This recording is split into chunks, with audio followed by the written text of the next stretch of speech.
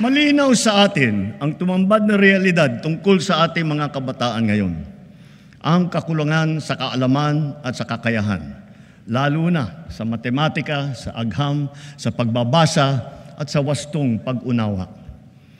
Ang mga nagda-drop out at mga hindi nakakapagtapos sa junior o senior high school. Ang kalahating milyong bata na nagbabanat na ng buto. Kung tayo ay nagpupundar ng malaki para sa infrastruktura, mas malaki pa ang ipupundar natin para sa ating mga mamamayan. Ito ang pangunahing polisiya natin hanggang matapos ang administrasyon. Puspusan nating inaayos at pinapaganda ang ating sistema ng edukasyon. Sa lahat ng mga pinahahalagahan ng administrasyon, ito pa rin ang nasa rurok. Ngayong taon, sinimulan na natin ang Academic Recovery and Accessible Learning o ARAL program. At pinalalakas din natin ang Early Childhood Care and Development na hango. Ito ay hango sa dalawang mahahalagang batas na ipinasa ninyo dito sa Kongreso. Maraming mag-aaral ang nakakaranas ng bullying o kaya ay nagde-depress.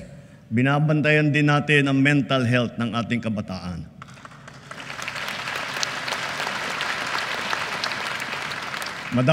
Magdadagdag tayo ng mga school counselor na magsisilbing sanggunian at gabay nila.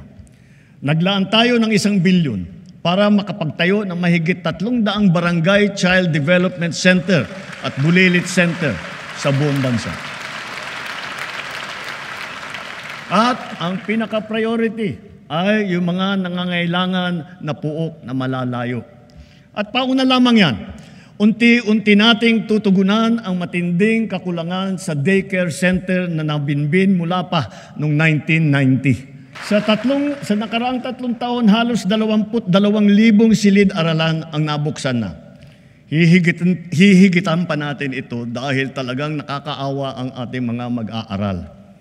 Hindi na natin dapat nabibitin ang oras nila sa klase dahil sa kakulangan ng classroom. Katuwang ng pribadong sektor, sisikapin nating madadagdagan pa ng 40,000 silid-aralan bago matapos itong administrasyon.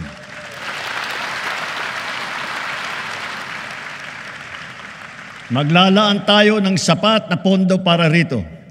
Alang-alang sa mga ating mag-aaral, hihilingin ko ang buong suporta ng ating Kongreso.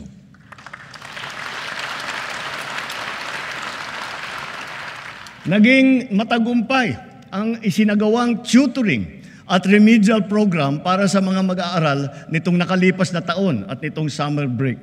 Palalawakin pa natin ito. At maraming salamat sa mga guro at lalo na sa mga ate at kuya na nag-volunteer na tinulungan ang mga maliliit para mas maganda ang resulta nila sa kanilang eskwela.